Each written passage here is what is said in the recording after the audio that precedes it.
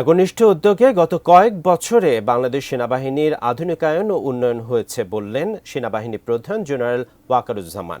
চট্টগ্রাম সেনানিবাসে ঐতিহ্যবাহী ইস্ট বেঙ্গল রেজিমেন্টে ১৭তম কর্নেল অব দ্য রেজিমেন্ট হিসেবে অভিষিক্ত হয়ে সেনাবাহিনী প্রধান আরও জানান, সেনাবাহিনী বিভিন্ন রেজিমেন্টে নতুন নতুন ইউনিট যুক্ত হচ্ছে।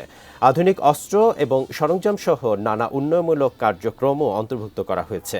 এ সময় ইস্ট বেঙ্গল রেজিমেন্টের অবদানের কথা স্মরণ করে সেনাবাহিনী প্রধান একবিংশ শতাব্দীর চ্যালেঞ্জ মোকাবেলায় সদা প্রস্তুত থাকতে রেজিমেন্টের সদস্যদের প্রতি আহ্বান জানান।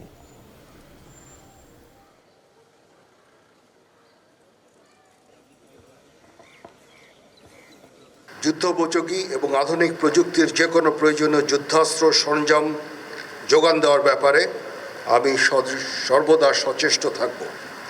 ইতিমধ্যে আমরা ইন্ডিজিনিয়াস ডিফেন্স ইন্ডাস্ট্রি তৈরির কার্যক্রম শুরু করেছি, যা আমাদের সক্ষমতাকে অনেকাংশে বৃদ্ধি করবে।